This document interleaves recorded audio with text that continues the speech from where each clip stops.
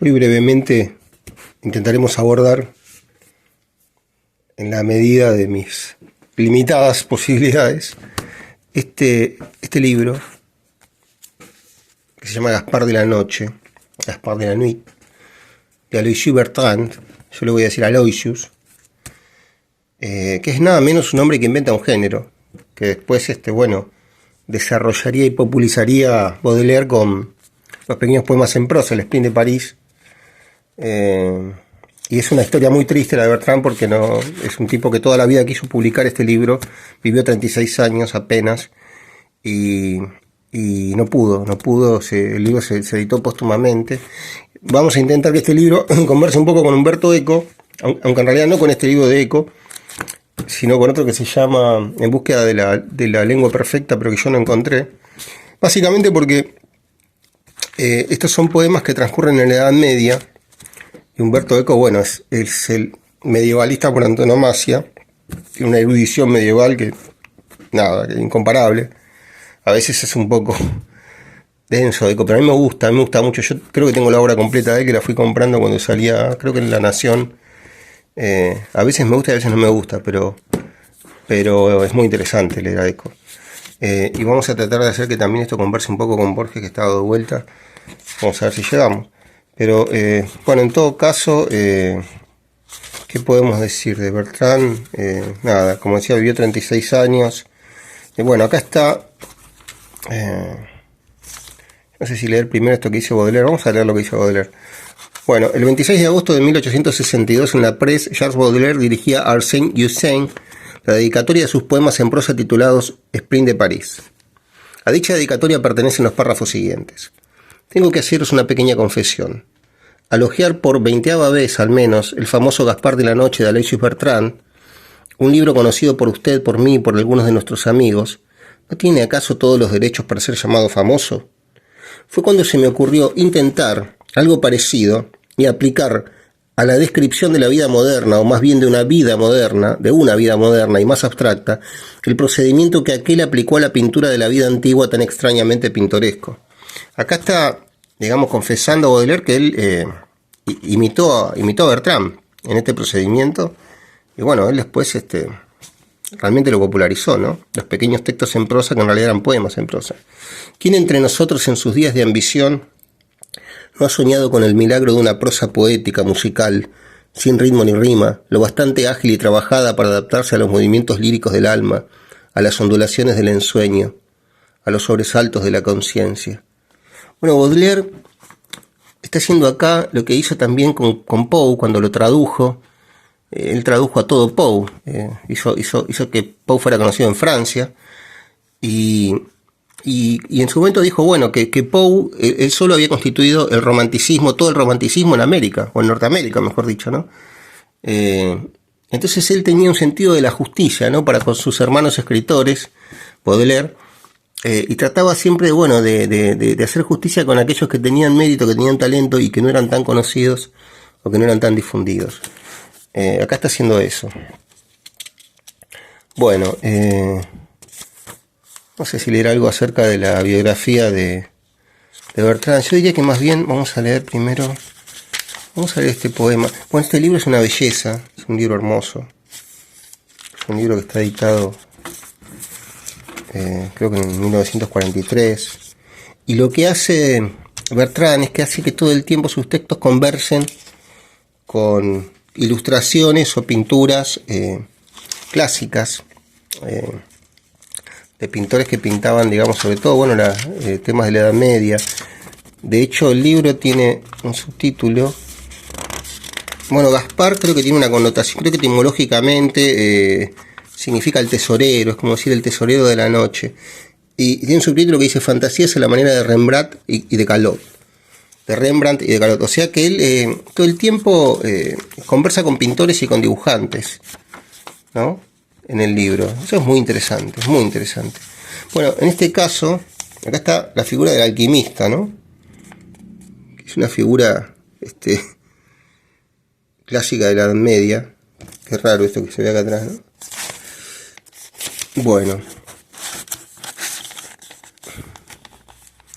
Y dice así, este texto. Aún nada, y en vano he ojeado durante 3 días con sus noches el pálido vislumbre de la lámpara, los herméticos libros de Raimundo Lulio. Absolutamente nada, de no ser, junto al silbido de la resplandeciente retorta, las risas burlonas de una salamandra que se divierte en perturbar mis meditaciones. Tan pronto me ata un petardo o un pelo de la barba, como me dispersa con su ballesta un chorro de fuego al manteo. O bien se pone a dar lustre a su armadura y entonces sopla la ceniza del horno que se esparce sobre las páginas del formulario y sobre la tinta del escritorio. Y la retorta, cada vez más resplandeciente, silba el mismo aire que el diablo cuando San Eloy le atenazó la nariz con su forja. Pero todavía nada, y durante otros 3 días y otras 3 noches habré de volver a ojear al pálido vislumbre de la lámpara los herméticos libros de Raimundo Lulio. Bueno, la alquimia era digamos, famosamente el arte de convertir los metales en oro, pero también tiene detrás toda una filosofía. Acá menciona a Raimundo Lulio, que fue un filósofo, un pensador, un loco también, ¿no? Y creo que no sé si fue canonizado por la Iglesia, que vivió en el siglo XIII y que, bueno, entre otras cosas, él quería que hubiera una única lengua, y fue el inventor de el primer prototipo de computadora de la humanidad. Esto lo cuenta Umberto Eco en este libro que yo digo que se llama En busca de la lengua perfecta, pero hoy no lo encontré. Inventa Raimundo Lulio una máquina que él llama Ars Magna, y después se pasa buena parte de su obra tratando de explicar el funcionamiento de esta máquina, que era una especie de aparato autómata que podía por sí mismo, verificar si una sentencia que se le presentaba era verídica o no, y también podía certificar la existencia de Dios, por ejemplo, una cosa muy rara. Humberto Eco lo cuenta de un modo también algo tedioso, porque había una serie de fichas que todos tenían formas geométricas y tenía como unas manivelas. Pensemos que es una máquina del siglo XIII, ¿no? Pero bueno, no es nada menor, digamos, haber inventado el prototipo de la primera computadora, ¿no?, que existió en la humanidad. Bueno, estos eran los alquimistas, ¿no? Bueno, también en búsqueda de la piedra filosofal. Ese es un poema de Bertrand. A mí la parte que más me gusta, estos son 6 cuadernos que él deja. Él le lleva 6 cuadernos a un editor. El editor le compra esos derechos, le paga creo que 150 francos 2 años antes de que el tipo muera, y después no lo publica el editor. Entonces un amigo de Bertrand, una vez que Bertrand muere, le vuelve a comprar estos manuscritos y se dedica a publicarlos por otro lado. Todo el tiempo están estas ilustraciones bastante inquietantes. La noche y sus prestigios. Bueno, acá aparece un personaje que es Escarbó, que yo estuve investigando y no sé si existía antes de que lo postulara Bertrand, que es una especie de gnomo demoníaco, de gnomo maléfico. Este se llama La celda gótica. Oh, la tierra, murmuraba yo de noche, es un cáliz embalsamado, cuyo pistilo y estambre son la luna y las estrellas. Y con los ojos cargados de sueño, cerré la ventana que incrustó la negra cruz del Calvario en la amarilla aureola de los cristales.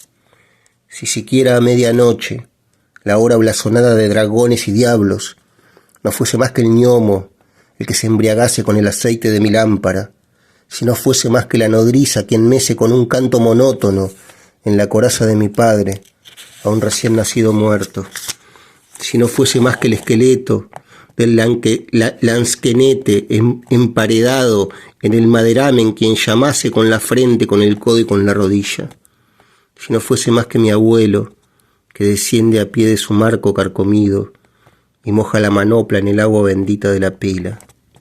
Pero ese Escarbó que me muerde en el cuello y que para cauterizar mi sangrante herida hunde en ella su dedo de hierro enrojecido en las brasas del hogar.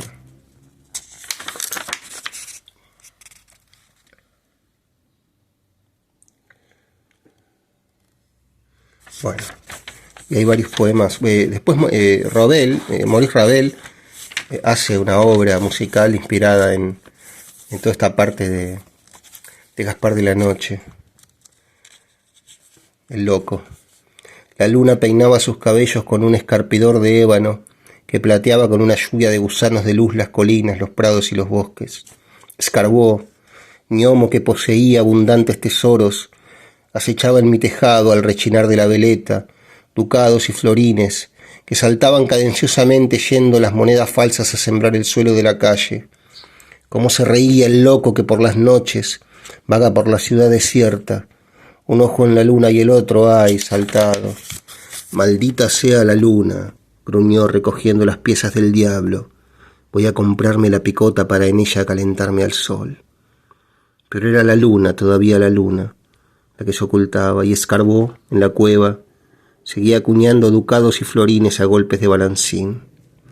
Mientras tanto, con los cuernos por delante, una babosa perdida en la noche buscaba el camino en mis vitrales luminosos.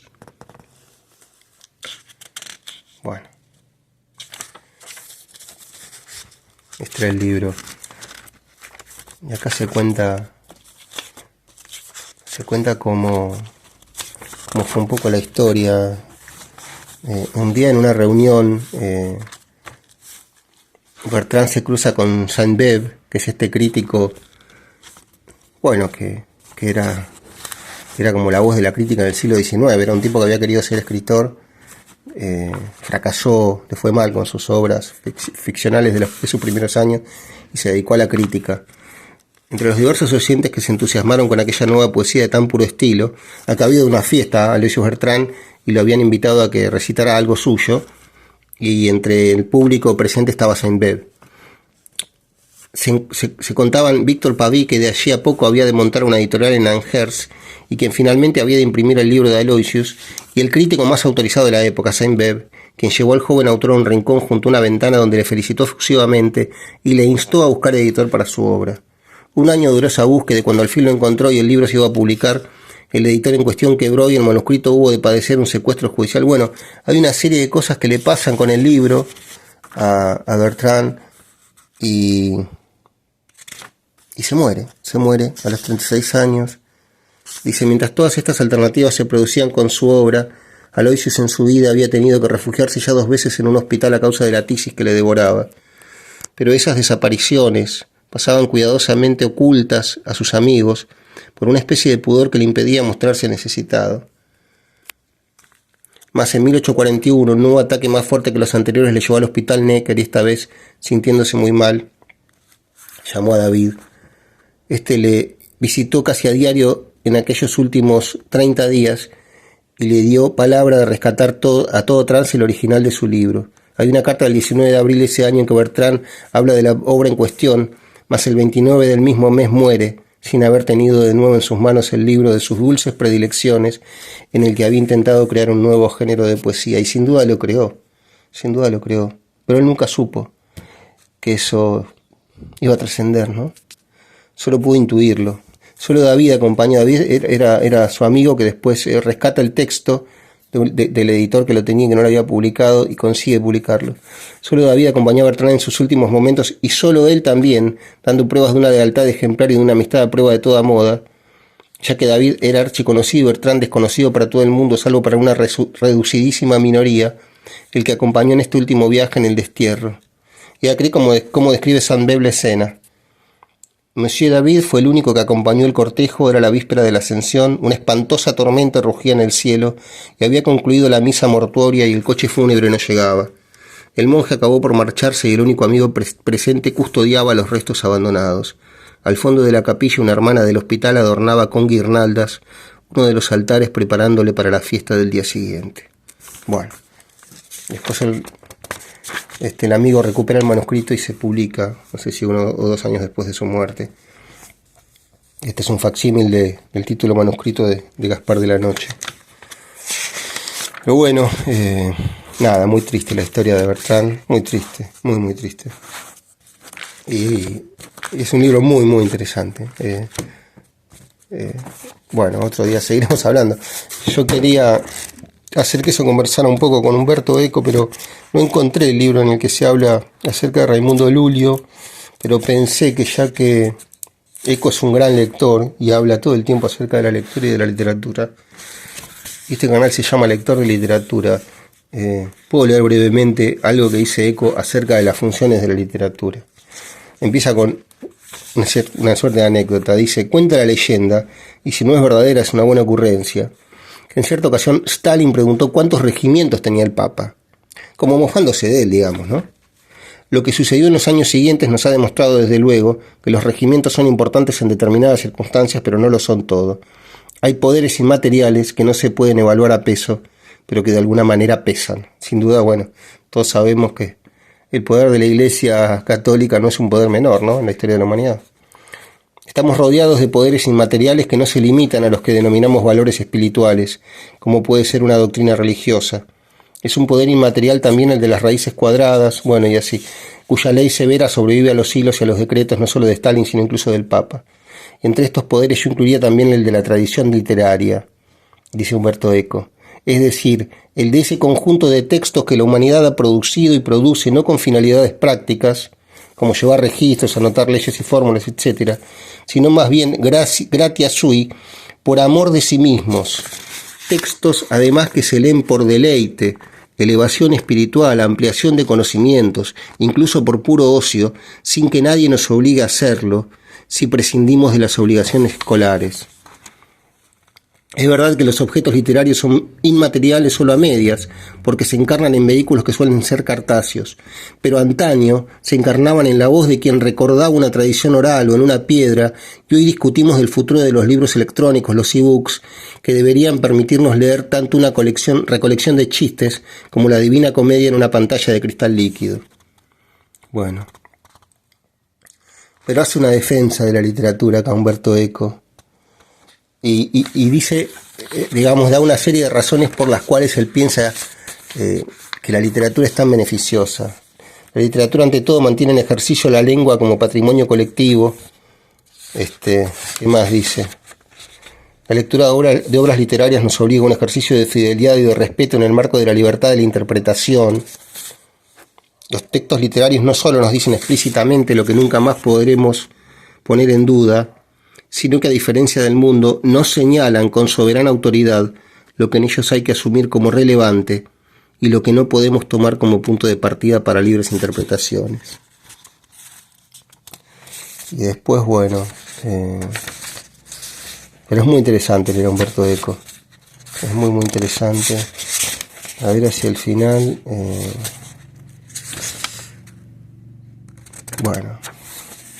Bueno, nada, vamos a hacer una entrada sobre Humberto Eco, vamos a ir leyendo.